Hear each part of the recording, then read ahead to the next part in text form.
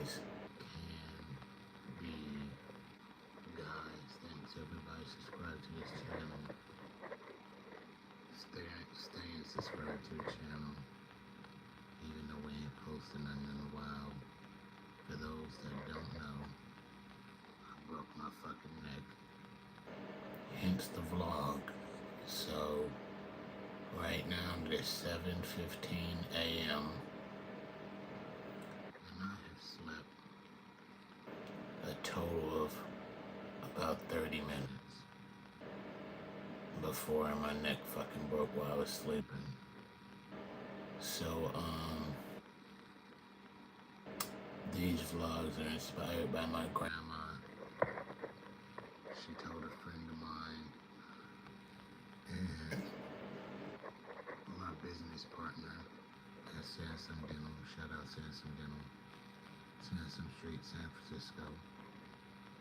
Make sure you go there, we give discounts to the community. That everybody always sees me in my strong points, never at my low points. And maybe it would be inspirational, motivational, or whatever to see how I handle a situation like this and get through it themselves, whether they break their fucking neck or arm, shoulder, knee, soul, whatever it may be. So today is exactly, I believe, a week out of the hospital. I'm not sure, every day is a blur. Close to a week. My voice is back a little bit and I can speak some, so I decided to start the vlog from a rough patch. I'm gonna try to do them once a week, maybe. Once a week, once every 2 weeks. I'm gonna try once a week, though, to give more context to the long recovery. And I hope that whoever watches these vlogs,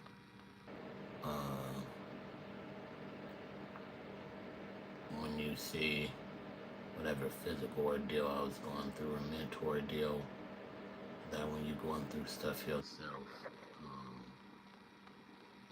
you use it to get through. I'm gonna be candid and blunt and honest with everything, to give as much context as possible for anybody else going through any hard times or troubling times, whatever those may be.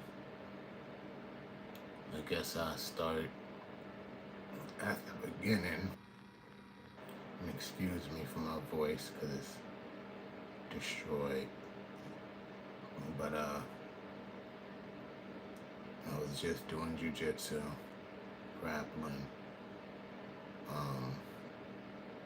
Nothing special. Thing I've been doing for the last damn near 3 decades of my life. And was going with a partner mounted, and they, what's up AA?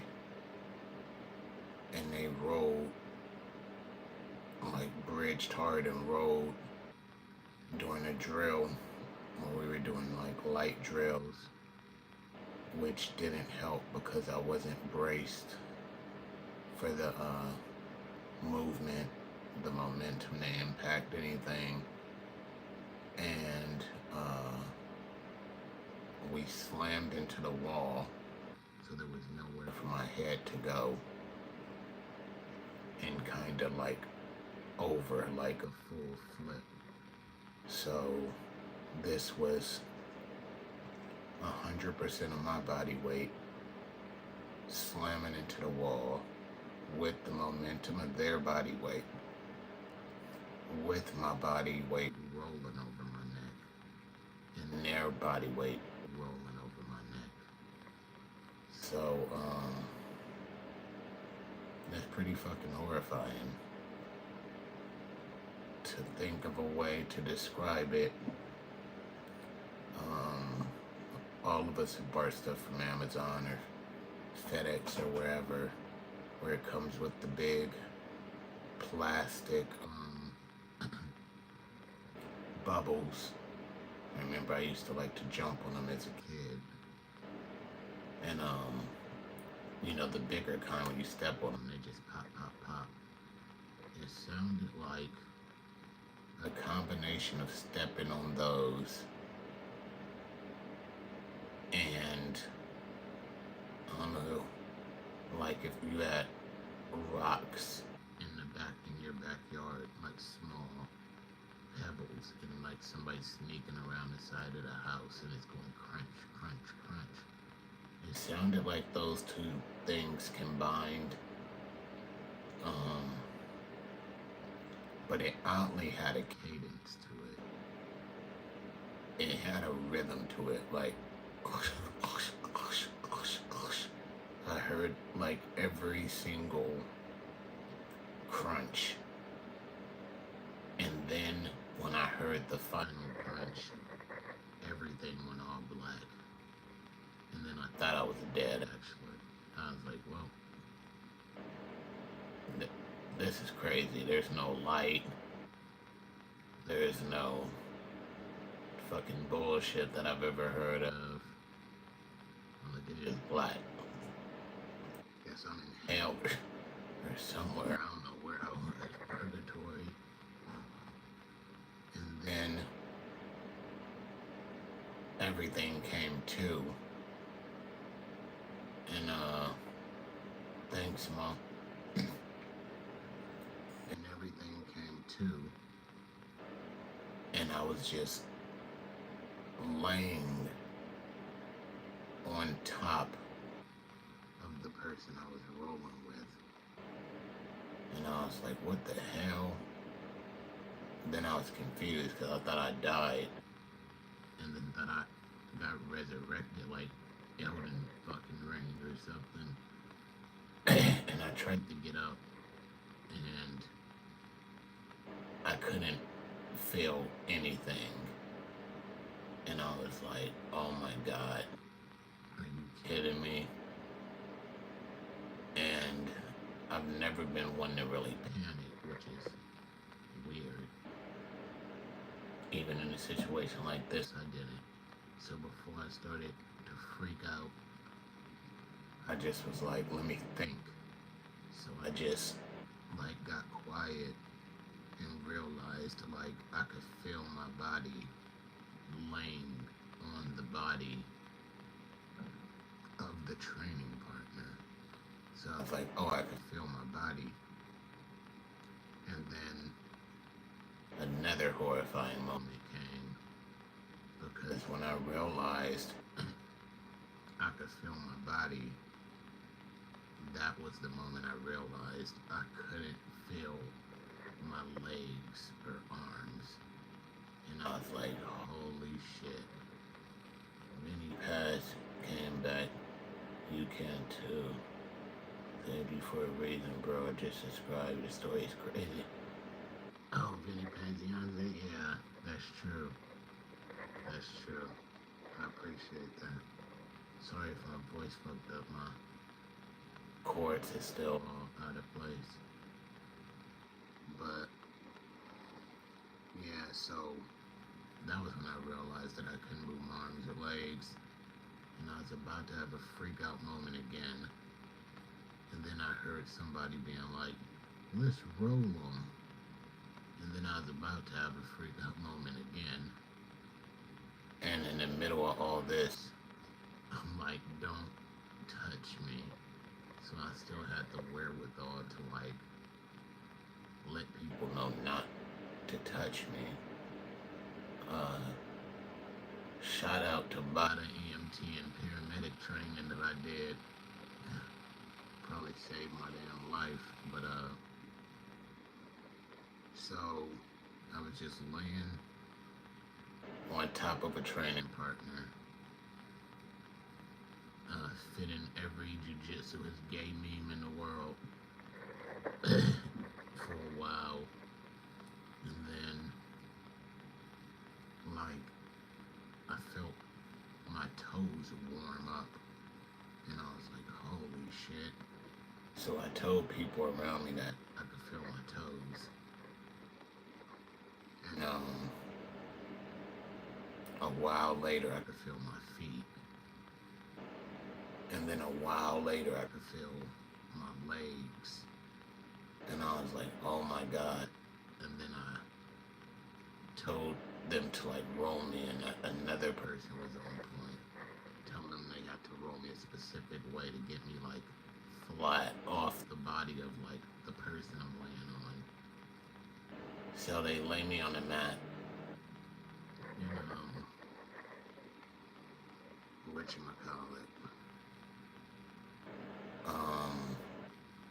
I couldn't feel my arms at all, so they were just going.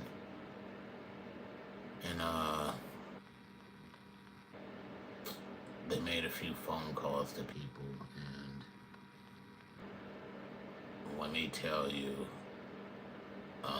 calling people that care about somebody in a serious situation might seem like a thing to do, because you want to inform people of what happened, but I assure you it's the wrong damn move. Everybody was like freaking out. They're like, he got injured. They're like, oh, he's hit. Oh my God, he got injured.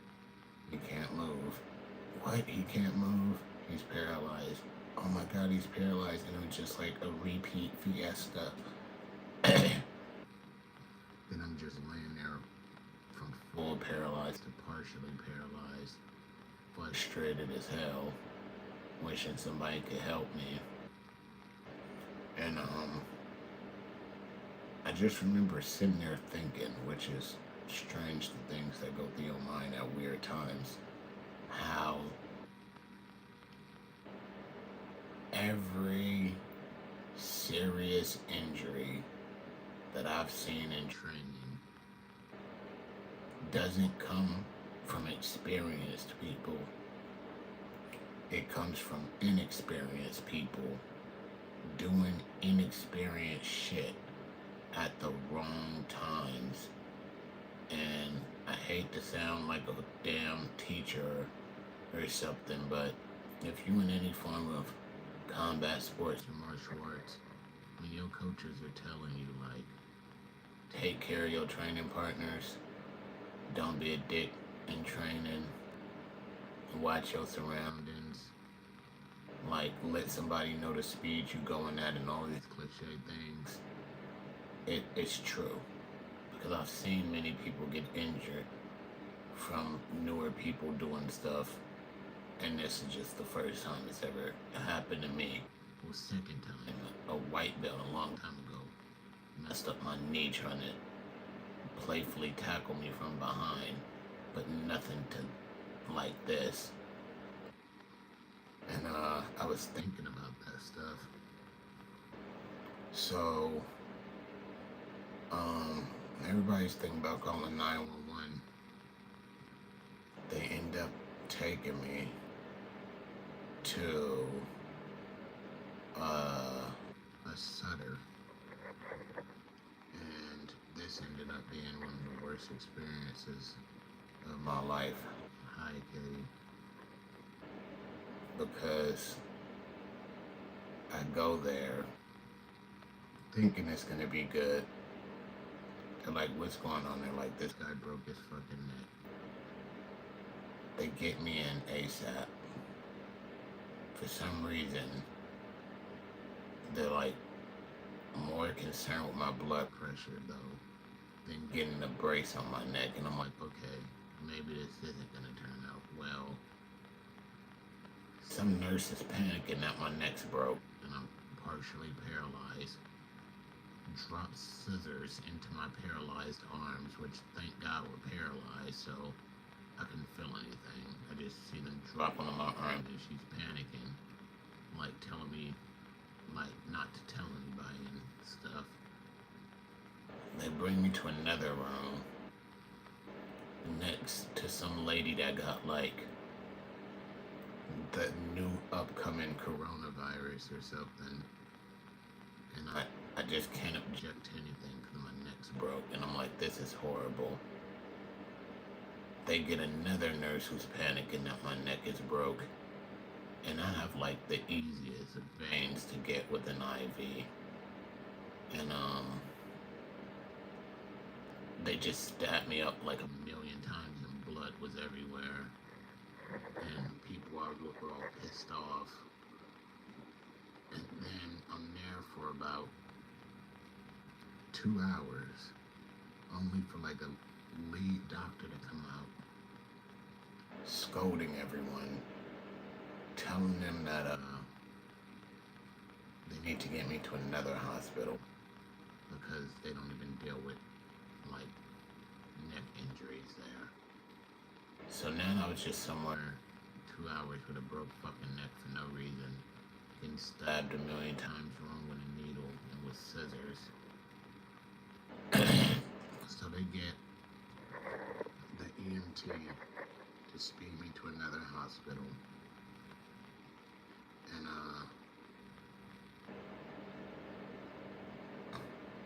damn, I got set up. Maybe. It feel like it. But the ambulance drive me to the other hospital at the speed of light. Shout out to whatever Samoan EMT that girl that was. She was driving like she was in a sideshow in Oakland. But she was hitting them bumps hard. And I was like, that was the moment that I realized I was fucked. Because it has a scientific name. I can't quite remember, like paresthesia or something, where basically your nerves overreact to everything. So my arms went from not feeling anything and not being able to move to feeling too much of everything and not being able to move. So the wind, the cold air, a piece of paper, literally someone's hair, a bump on the road, everything made me feel like I was fucking Human Torch out of the Fantastic Four. Except as if when he turns on fire, he's not immune to his own powers. So I was just burning the fuck up, dying at this point. And she got me there though. She got my ass there. So I get in this new hospital, which I didn't name which center, and I don't want to name this hospital because I'm sure there's good nurses and doctors there, and I don't want to disparage everyone, so I'll just say this hospital. And as soon as I get in, I'm telling everybody they can't touch my arms. The EMTs are telling everybody, and for some reason, God just proved to me that females don't listen, because every male didn't touch my arms, and every female nurse there continuously touched my arms and almost sent me to the fucking shadow realm. So that was pretty bad. And then they tell me I can't eat anything because I'm getting rushed into emergency surgery. So I'm like, okay, this is what I need. And yeah, about 18 hours later, I was just sitting there, still paralyzed with burning arms, with female nurses grabbing on my arms, and not in emergency surgery. And I'm asking, where the hell is the surgeon? And they're like, oh, nobody knew when the surgery team was getting there. The neuro team. Just nobody knew. And then the neuro team started to get there, all at different times. And they were saying they can't do anything until the head neurosurgeon gets there. Which happened at about 12:05 today. So yes, I was there overnight, not eating for no reason. So, um, this guy walks up to me, and for lack of better terms, he's like, "You broke your fucking neck. I'm gonna do surgery. You would never do any sports ever again. You'd never turn your head left or right ever again. And let's hop to it." And I'm like, whoa, hold on. Are you fucking kidding me? And he's like, nope, let's hop to it. So, maybe it's just because I read too much about how black people died the most in healthcare facilities that I just don't trust them. Or maybe because I've had people in families who were doctors and nurses.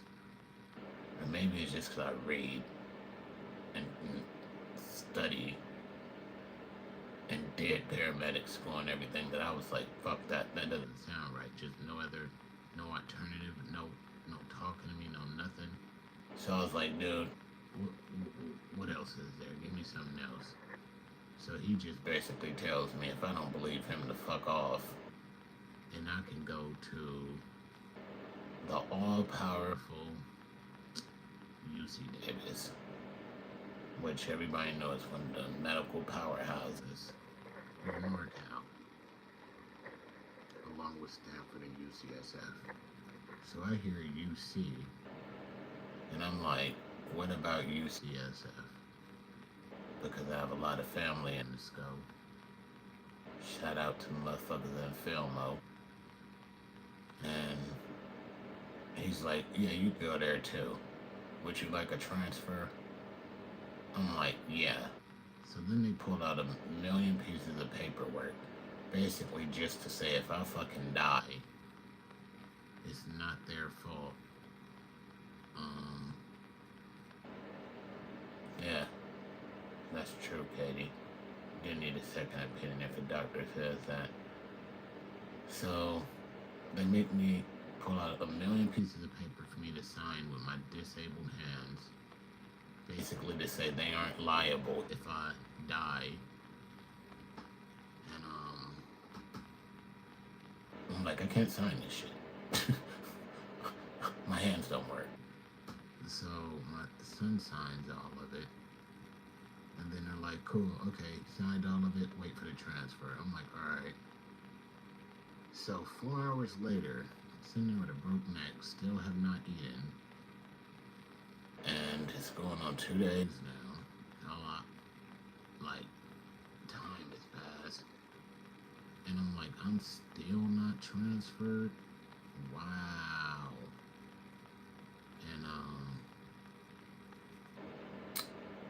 then what happened after that? Oh, some nurse. I don't know if it was a nurse or a student, but it was like the only person that I seemed competent that was helping me throughout the night. He was like, you know, if we transfer you, that ambulance ride is like damn near $6,000 or something like that. I was like, what? Because I got monkey insurance. And then he said, regardless of what insurance you have, little did I know, which they weren't going to tell me, since they could do the surgery there, but I didn't want them to do the surgery, insurance or not, me being transferred in an ambulance somewhere else because I declined the surgery means insurance won't cover it anyways. So I was like, thanks for telling me that. And I was like, could somebody take me? And he's like, yeah, but they're going to make you sign 2,200 other papers. I was like, bet, have my son sign it. So 2,200 other papers later, they're like, all right, you know this is just saying that you declined the ambulance, and if you die on the way there, we didn't have anything to do with it. I'm like, well, I'm about to die in here anyway, so okay, cool, bye. And out to my student, Derek Cashco, Goon Squad, and they nabbed me up, was like, let's go. And he hit that driving Miss Daisy out to the SCO for me because he knew that he couldn't go fast.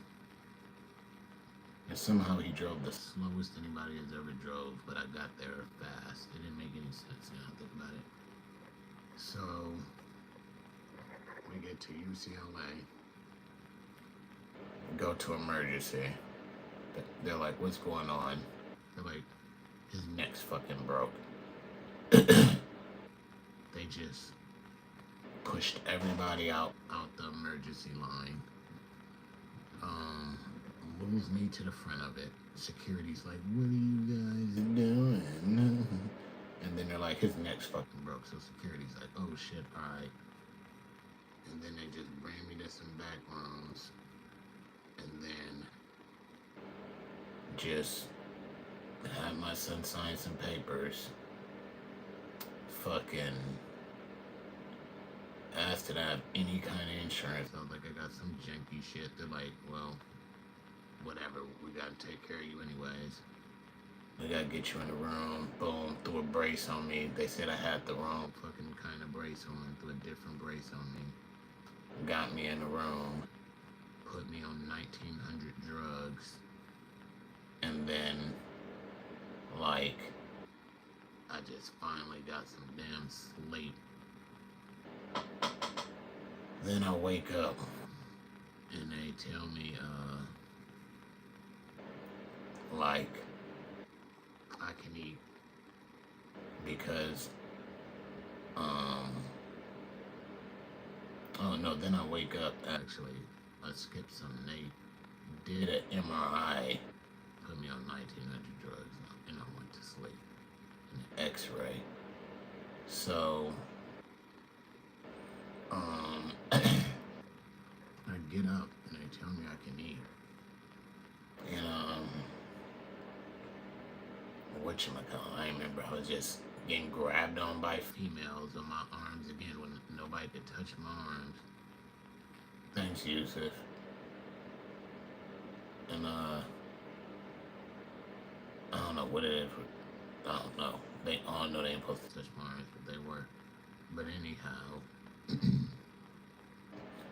they say the reason I can eat is because not only did I break my fucking neck, but they basically tell me that, like, they should be talking to nobody. I'm from America. They should be talking to nobody because I should be dead. Or they should be talking to a person breathing through a straw in a quadriplegic, in which they go on to explain that I didn't break my neck, but I broke my fucking neck, and they had never seen anything like it. And unlike the other place, they were not gonna rush the surgery because they had never seen anything like it. And they wanted the best spine doctor around in on it, who he himself wanted to consult with other spine doctors that he knew from his own facility, from Stanford, another great medical place, Davis, and other places, because he had never seen anything like it. And what I mean by nothing like it is basically every C in my goddamn neck, which is broke and fragmented and bone spurs places and everything. So I should have died from the break or been a paraplegic. The bone spurs could have cut any vein or major artery in my neck or anything, in which I should have died. And they just didn't know how they were going to go about it. So I remember just sitting there thinking it's weird, like when you realize how you should be dead, or like a paraplegic. Just weird things was going through my mind. Like I regretted the times I could have went and trained jiujitsu but was lazy and didn't. Or the times I skipped like a weight session and I could have went and didn't. Like odd things because they told me that they think the only reason I wasn't dead or a paraplegic was because of how developed my neck was from like all these years of doing neck training, which no one does, but I've been an advocate of since my boxing days as a kid. And shout out James Chaney's gonna got a horse neck because it saved my life. But I remember just thinking that, like weird stuff. Because like things like how I know how to lose weight fast, but I was doing this slow so I could have all these cheat meals. Or I know that I have good genetics where I take to weights fast, so I know like I could get serious for a month and look like a person that worked out 4 months. So I was like okay with skipping a day and this and that. And I was just thinking things like, what if I wouldn't have skipped those days at the gym? Would the injury have been this serious? Like, would I have been able to resist it more? Like, would it less of the C vertebrae have fucking snapped off? Like, just so many things. Like, this is gonna be forever to recovery. I'm not gonna be able to lift. Like, how much more form would I have had by the time I got to lifting again rather than losing all the muscle? Just crazy shit that you just take for granted and you think don't matter. And it was just all the stuff in my mind. And I was like, damn. Well, I know what to do next time. Which is crazy that you have to think about shit you should have been doing that you need to do next time that you could have been doing before that I don't know if it would have saved me or made things better, but I know it wouldn't have fucking hurt. I'm just, in my mind, I'm just convinced I would be better off now than if I wouldn't have missed those days. If the stuff I was doing saved me to this point, doing more couldn't have hurt. It's just I'd never be convinced any different. And yeah. Then I was just thinking of weird shit. Like weird stuff. Like dumbass arguments I had with people. And I was like, yeah, I was right. But why the hell were we even arguing about that? Like why couldn't I just be like, whatever, and walk away? Or why couldn't they? Like, just weird stuff in my mind. I'm like, that could have been the last dumbass shit I talked to about with some people. But I remember one thing that was on my mind I was very at ease with is I check in on everyone. I check in on the very few people, less than one hand, that checks in on me.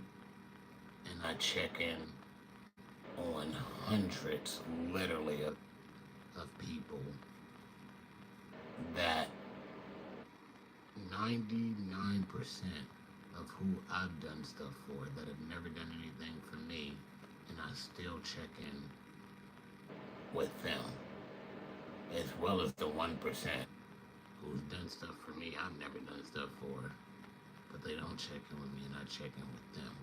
And I remember thinking about that too, and like, well, at least I was a man of some fucking character and integrity and checked on people. How are you? How are you doing? How's your mental health? How's your family? How's life? Things like that. And was proud of myself for that, because almost nobody does that. And I was like, I guess I'm just a real nigga. And, yeah. And I remember just thinking about my kids and wondering if, like, if my young ones would have even remembered me if I passed away. I remember thinking about that. And I remember thinking about my oldest, like, if he would have carried on in strength everything I taught him, or if he would have faltered and fell apart, because unlike some parents and stuff, I'm also my son's best friend, so I was like, shit. But it was kind of weird. And, yeah. So they sent me up in there for, I believe, a week, as they kept me on 8 trillion drugs. And let me tell you, I'm a person, I don't take anything but fish oil and some damn multivitamin, some whey protein. So to be on that many drugs was just brand new to me. And I've always had a high tolerance to things, so they had me on a drug addict smorgasbord. And any person that liked to get high would have loved to be me.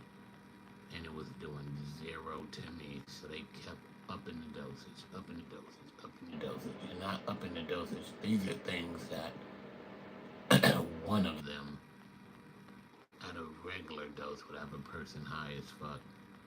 I was on about 11 of them at high doses, some through the IV, some through pills, some through needle. And nothing was happening to me. I mean, my pain wasn't going away.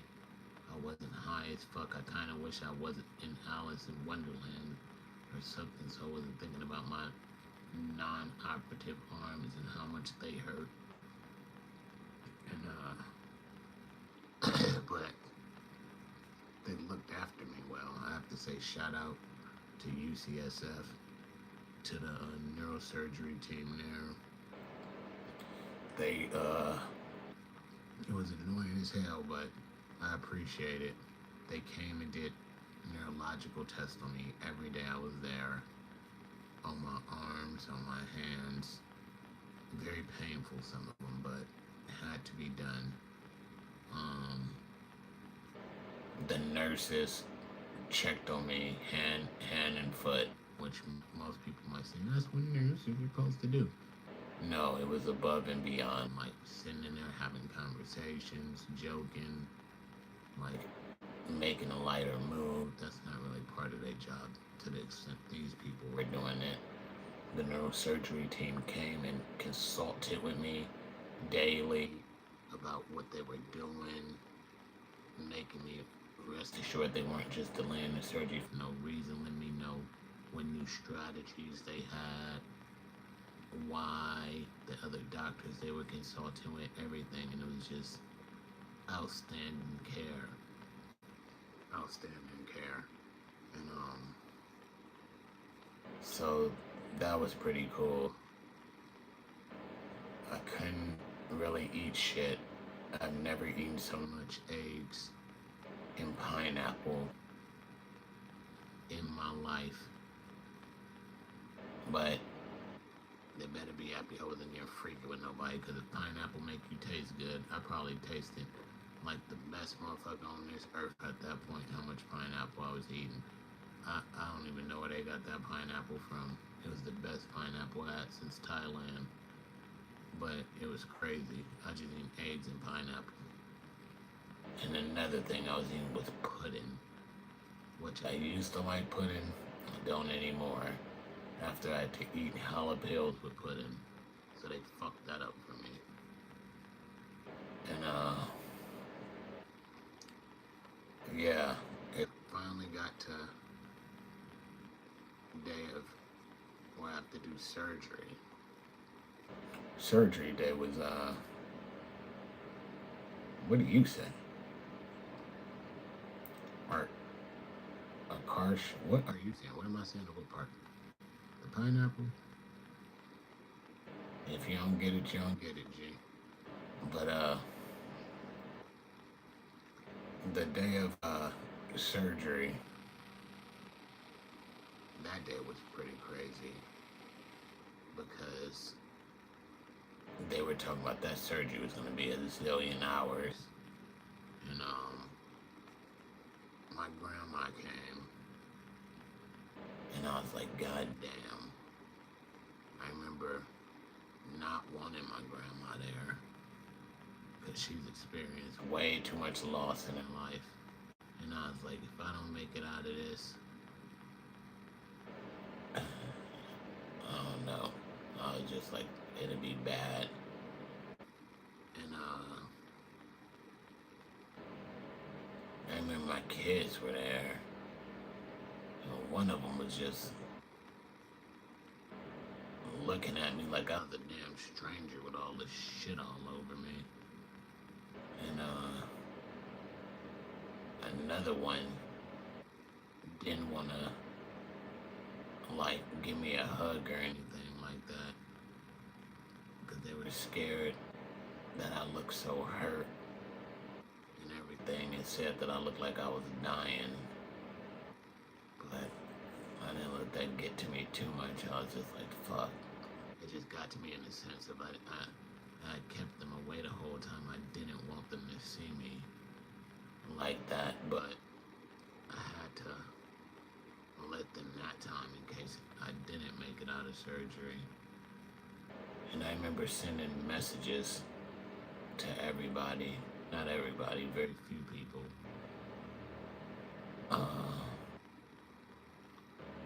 just in case I didn't make it. In which my grandma, regardless of my condition, scolded me for. Because I guess the stuff I sent to my mom and everybody, they were like, oh my God, he's dying. He's sending his last rites. And then they bugged my grandma about it. So she was like, don't say nothing to them. They bugged me, which was kind of funny. And, one profound thing happened. Because I always thought that if I was going to die or something, I would be like Kento Nanami and say some cool shit to my oldest or something. And then I realized I didn't have anything cool to say to him at all. I just was like, you know what to do, have sense. So that would have been like my final words to him. And I don't think he really understood it. But it was like when they were taking me away, I just realized like, if I got anything right in life, it was being a dad. And he knows everything he's supposed to know. And you just gotta use his sense and use it, and he'll be fine. So there was really nothing cool to say to him. And I remember they were starting to put stuff in me to put me to sleep, and just weird stuff was in my mind. I was just thinking again about dumb arguments I got in with people, and how like you waste your time on shit like that. And I was like, if you could quantify how much time you spend arguing with people over dumb shit in hours, how many hours are you missing with people that you could be doing something worthwhile before they're gone? And that was in my mind. Then I was thinking how I didn't have enough kids. And I was like, shit, I didn't reach the number of kids I want. Because I want enough kids to make a just fist to punch the shit out of the world. And I was like, God damn it. I didn't even have enough. And I was disappointed. Then I was just thinking about fucking, like, how much money I left behind for my family. And I was like, yeah, it's enough to last them a few years. Then I realized, I was like, that's not enough. And I was like, they'd probably spend half that time grieving before they even start to get it together. And then I remember thinking about how if I do make it, I need to change my priorities of things a little bit. Because I've always given teaching martial arts a major priority, and I've turned down tons of six-figure jobs that people wanted me for in order to keep teaching martial arts to at-risk youth, troubled youth, bullied youth, just everything. And though it's very fulfilling for the soul, I had a sad epiphany. Those people come and go, and they go very often. Very few are loyal, and my family misses out on those other opportunities. And I'm like, we could have had more. And I realized, I was like, if I make it, I gotta kind of have to balance it more. I have to put that stuff first and training people second. Because as long as I'm good at the job will stay. And I'm an excellent coach, but people just, it's not like when I travel out the country, Japan, Thailand, Russia, the Central Asian countries where the people, like, they're committed and they stay. Here in America, they're very flimsy, and then you give up a lot. And it costs you. It doesn't cost the people, it costs you. They're there when they need it and leave. So I remember thinking about how I need to change that. I was like, if this situation ever happens again, I want to have enough left where my family ain't got to worry about anything for a very long time. And then I was just thinking about how, like, I guess I was okay if I didn't make it. I was like, I've done enough. Spent my whole life serving other people. And then I started thinking about my son and how I told him I would be home by a certain day. And it was past that day, the surgery, and I knew he was pissed off. And I was like, oh my God, if I never come home, he's never gonna forgive me. I gotta go home. And just thinking about things and how, like, people in my family are sick, and I just couldn't leave with things like that. And then I fell asleep after them trying to put me to sleep for a while. And then I woke up,